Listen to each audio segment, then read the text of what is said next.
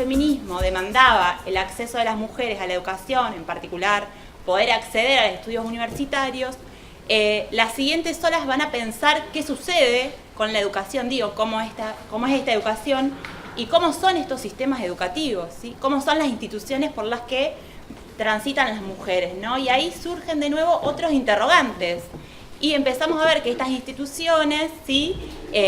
Omiten, ocultan, pero que también reproducen, ¿sí? Con mayor o menor intención, una cultura patriarcal, estos contenidos que las instituciones ponen en acción, a veces por omisión, a veces de manera oculta o a veces de manera prescriptiva, generan desigualdades, invisibilizan identidades y establecen sobre todo unas fuertes identidades heteropatriarcales.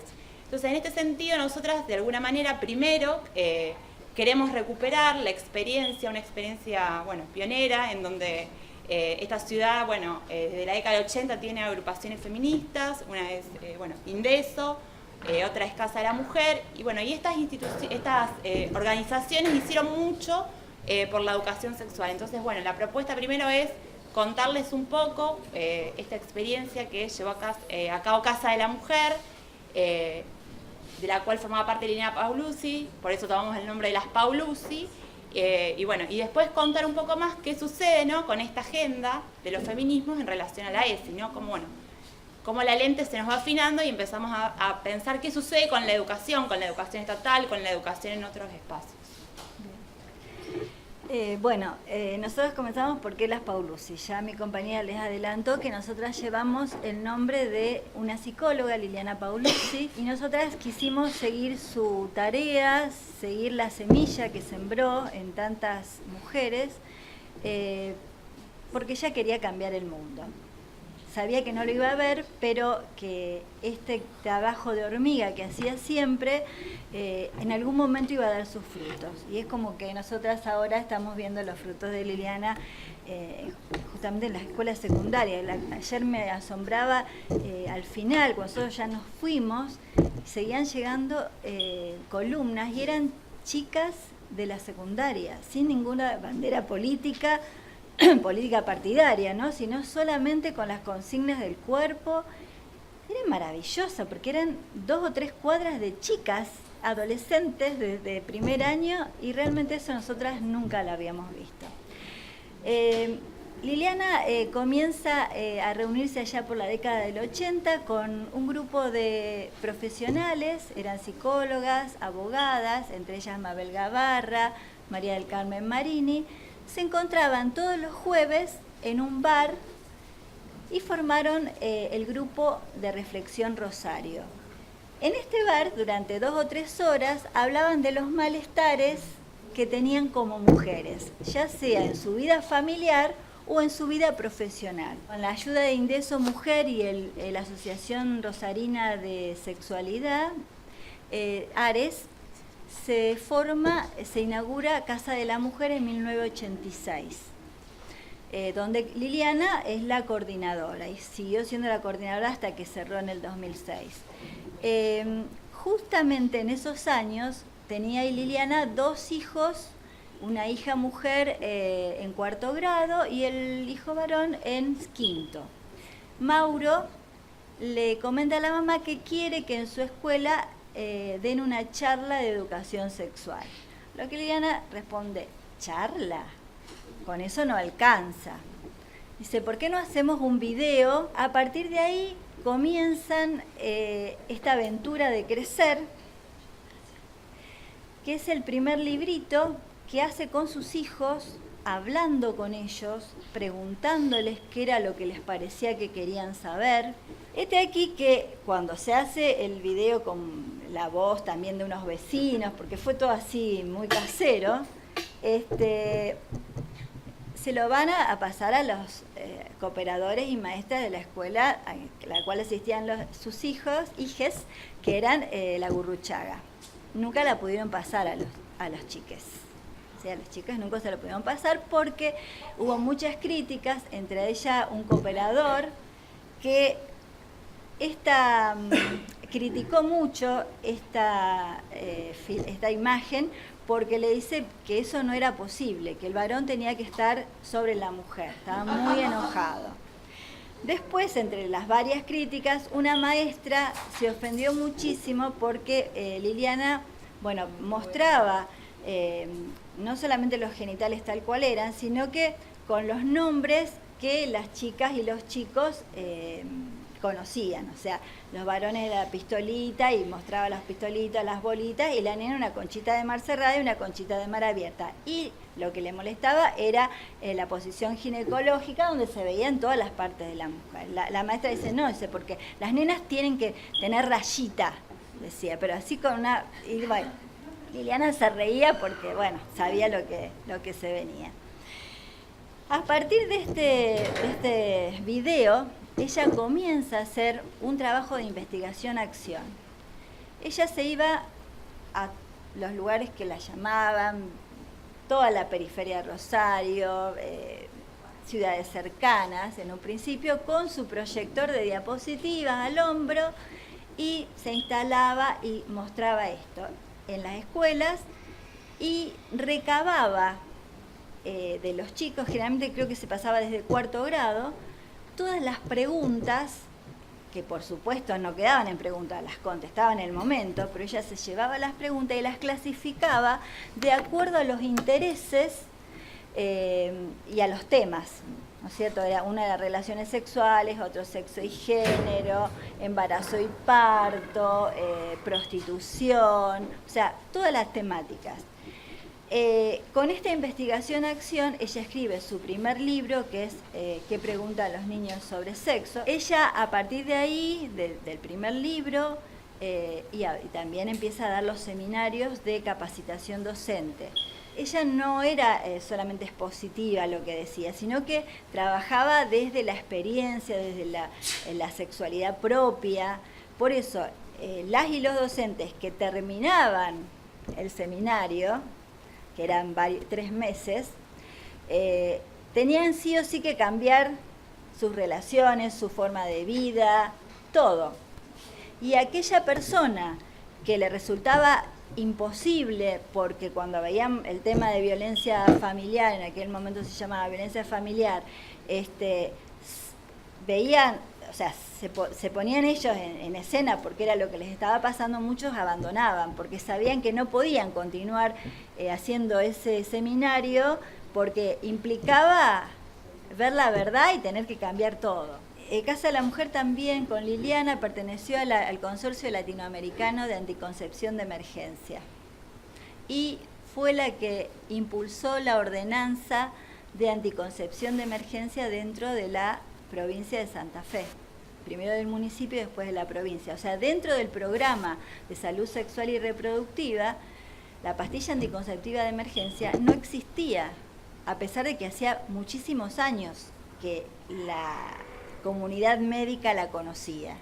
Y era una forma de evitar un embarazo post-coito, o sea, post-relación sexual. Esto estaba tan tapado y bueno, ella con todas las organizaciones que veníamos trabajando con mujeres autoconvocadas, etcétera, la llevó adelante y la dio a conocer y aparte formó el Consorcio Argentino de Anticoncepción de Emergencia y ella fue la coordinadora y esto pudo salir a toda la República Argentina. O sea que fíjense, una persona con mucho impulso y muchas ganas de cambiar el mundo, como decíamos, ¿no? Y también impulsó junto con Desde el Pie la ordenanza de el Día Internacional, el 19 de noviembre, Día Internacional de la Prevención del Abuso Infantil. La propuesta ahora es que podamos meternos ya de lleno en lo que acá en Argentina se conoce como educación sexual integral, que como siempre decimos, esto no nace de un repollo, digamos, durante la década del 80, del 90 y luego también hubo un montón de experiencias en todo el país, eran experiencias aisladas, incipientes, pero bueno, digamos, la docencia de alguna manera también fue de alguna manera interpelando a las instituciones educativas. Trajimos acá la experiencia de Casa de la Mujer y hay un sinnúmero de experiencias en todo el país. Nosotras casi siempre empezamos con lo que son los modelos de educación, porque como decía Claudia, venimos de algún lugar, no es que la ESI nació así porque sí. Nosotras por lo general utilizamos los modelos que utiliza Graciela Morgade, muy simple y lo vamos a hacer muy rápido porque si no, no tenemos tiempo. que tiene que ver con eso, con un modelo biologicista, un modelo biomédico y uno moralizante, que en realidad muchas veces se relacionan con los momentos históricos también, porque bueno, cuando surge, por ejemplo, el VIH, ¿no? Tiene que ver con algún modelo más bien biomédico, con esto que Raquel decía en ese decir de el tema del temor, ¿no? De los genitales infectados, eso tiene que ver más con las infecciones de transmisión sexual, e introducir justamente bueno, ¿por qué la ESI? ¿Por qué la ley? La ley no nace así sola, sino que tiene todo un recorrido de muchas organizaciones de mujeres principalmente que venían pidiendo esto, y bueno, y distintas educadoras y educadores que también veían que había que poner un marco normativo en esto. Por eso en el 2006 nace la ley, basada también en el concepto integral de sexualidad que trae la OMS, que no lo trajimos porque es muy largo, pero que tiene que ver con esto, ¿no? Con pensar una sexualidad no solo basada en la genitalidad y en lo biológico, sino con todos esos otros factores que venimos diciendo, ¿no? Con los sentires, con los afectos, con las creencias religiosas también, porque tiene mucho que ver. Y bueno, entonces la ley de ESI justamente toma ese concepto de sexualidad para basarse en su enfoque integral, ¿no? Este adicional integral, digamos, el objetivo que tiene es poder desprenderse un poco de esta idea de que la educación sexual es algo solo, lo que venimos diciendo, limitado a ciertos contenidos, a ciertas áreas, a ciertas disciplinas. Y también lo que viene a plantear es que, a ver, lo que yo dije al principio, que en la escuela se generan, la escuela es un dispositivo de poder que también genera discursos y prácticas, ¿sí? Donde la heteronorma, donde el patriarcado no está exento. O sea, la propuesta de la ESI no es solo permear lo que se conoce como currículum, las materias, como le queramos decir, sino también es repensar qué pasa en esta vida escolar. Pensemos en todo lo que tiene que ver con prácticas y discursos escolares. Las hileras segregadas, las clases de educación física que a partir del 4º grado también se segregan. Ayer nos acordábamos de nuestro recorrido por las actividades prácticas acá en Argentina, en la primaria, las labores. Las mujeres iban a actividades prácticas y los varones iban al taller de manualidad, de carpintería. Pensar, el uso del lenguaje, no es solo lo que enseño explícitamente como contenido, sino también cómo se dan esas relaciones al interior de la escuela, ¿sí? ¿Qué lugares? Hay estudios que muestran que los niños tienden a ocupar la mayor parte del patio y las niñas se quedan, si empezamos a indagar en la cotidianidad escolar, vamos a ver que hay un montón de prácticas sexistas, ¿no? Que hasta ese momento estaban naturalizadas, que tenemos que seguir deconstruyendo. Entonces la propuesta de la ESI es, ahora vamos a desarrollar un poco más, pero también tiene que ver con repensar la escuela como una institución, como institución social, que no está exenta de esta lógica patriarcal, ¿no? Si revisamos el origen del sistema educativo, y sí tuvo claros fines. Bien. Solo esto lo vamos a pasar muy rápido, justamente para pensar de dónde viene la ESI, que no es algo que nació así porque sí, sino que tiene todo un marco internacional, nacional, provincial y municipal, que algunas leyes justamente vinieron después de la ley 26.150, que por eso se pide también ahora la sanción de la ley provincial, porque viene a actualizar, porque imagínense en el 2006 no teníamos muchas de las leyes que hoy existen, como la de matrimonio igualitario o la ley de identidad de género, y que justamente la ley provincial vendría a actualizar todo ese marco normativo que quedó por fuera por no existir en ese momento.